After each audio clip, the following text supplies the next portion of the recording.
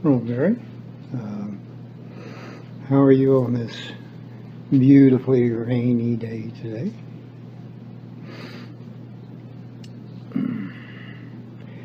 Have you ever noticed how there there are people who, if you ever say anything that they appear to be in disagreement with, they tend to get angry, you know, irritated that you would speak something that's not of their beliefs. And irritation is the word. Um, the situation is that a thought has been implanted in their heads. Okay? And that thought is irritating. It's like when an oyster gets a grain of sand down in its shell, inside its shell, it causes an irritation. You know, and well, the oyster will coat that little grain of sand and make a pearl out of it. So in a sense, we do this all the time. You know, we're constantly being bombarded by all kinds of ideas that other people have for us. But it's not in what we take in, because you're taking in everything. The senses are wide open. It's just that we've learned to filter, or we have a natural filter that filters out the irrelevant. But we're all taking everything in all the time. So in that sense, the irritation is just part of life. It's the way it is. But there is another sense in moving forward. And in that, you find a kind of a wholeness to the being, a wholeness, a resonance that is yourself, rather than a collection of parts, in this case, thought parts. And parts is parts. So if they're especially mentored in a particular idea, and it's really become an object in their minds, then that anger can be pretty intense, and the disregard they would have for you would also be very intense.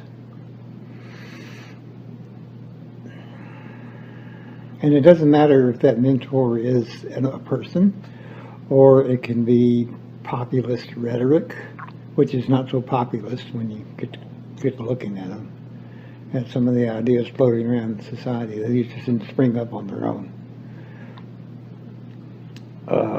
It can be situations that we're in, and we're taught to look at those situations in a particular manner. All these create that irritant. So when something comes along to challenge that, it just irritates it more. So they lash out.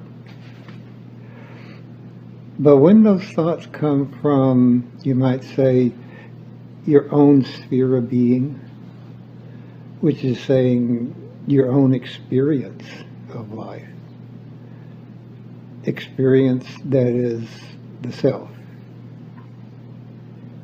When thoughts come from that, the irritant is no longer there. There is an equanimity of mind and a smoothness of mind and a kind of a happiness that comes from your own experience. And therein is also your own experience of yourself. And then it continues from there to more profound states of knowledge and self, and to a greater grace in life.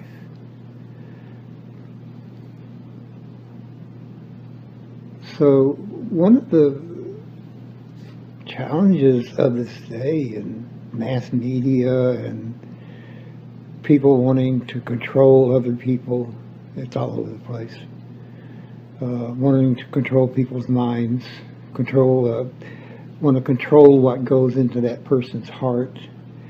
You keep this in mind, that you have your own experience. The experience that is of yourself. Pay attention to that.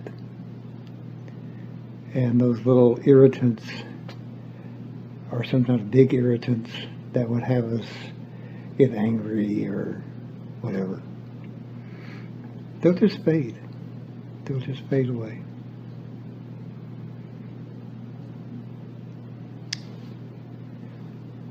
Om Namah Shivaya.